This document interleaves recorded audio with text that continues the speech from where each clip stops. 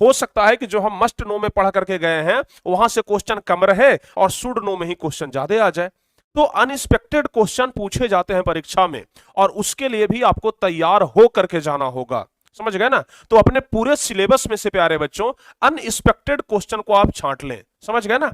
अपने पूरे सिलेबस में से वैसे कुछ अनएक्सपेक्टेड चैप्टर को, अनएक्सपेक्टेड टॉपिक को, अनएक्सपेक्टेड क्वेश्चन को छांटे जो कि आपके परीक्षा के लिए इंपॉर्टेंट है। मतलब उस पर एक नजर आपका जरूर जाना चाहिए, ताकि अगर परीक्षा में पूछ भी दे, क्वेश्चन पेपर में अगर वैसा चैप्टर आ भी जाए तो हमें कोई परेशानी ना हो। ठीक है ना? चलिए, अब प्यारे बच्चों तीसरा नंबर आता है कौन सा? तीसरा नंबर आता है कुड नो।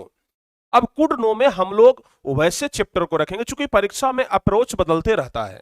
समझ गए ना? परीक्षा पैटर्न बदलते रहता है, परीक्षा में प्यारे बच्चों अप्रोच बदलते रहता है, और हर एक साल पेपर में कुछ ना कुछ हमें नया देखने के लिए मिलता है।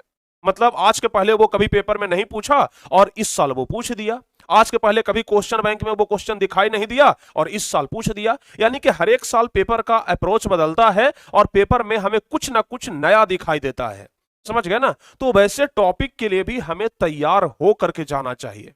समझ गए ना? वैसे टॉपिक को भी आप तैयार कर लें और वैसे टॉपिक को अलग छांटें। तो आपका जो पूरा सिलेबस है प्यारे बच्चों वो 3 कैटेगरी में बंट जाएगा। एक तो बंट जाएगा मस्ट नो वाले कैटेगरी में, जो चैप्टर ज्यादा इंपॉर्टेंट है, जहां से सवाल ज्यादा पूछे जाते हैं, वैसे चैप्टर पर आपको ज्यादा ध्यान देना है। वैसे चैप्टर पर हम आपको तो यही कहेंगे कि कम से कम प्यारे बच्चों 70% ध्यान देना है ऐसे चैप्टर पर जो मस्ट नो में आते हैं। उसके अलावा शुड नो में जो चैप्टर आ रहे हैं वैसे चैप्टर पर कम से कम आपको 15% तो ध्यान देना ही देना है।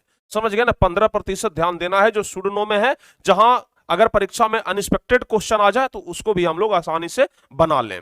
और उसके बाद जो कुड नो है ना, इसको में भी 15% प्यारे बच्चों आप लोग को ध्यान देना है कि अगर परीक्षा का अप्रोच बदले, परीक्षा में कुछ नया देखने के लिए मिले, तो हम उसके लिए भी तैयार रहें। तो इस वीडियो को अपने हर एक व्हाट्सएप ग्रुप में जरूर शेयर करिएगा, अपने दोस्तों को भी जरूर भेजिएगा।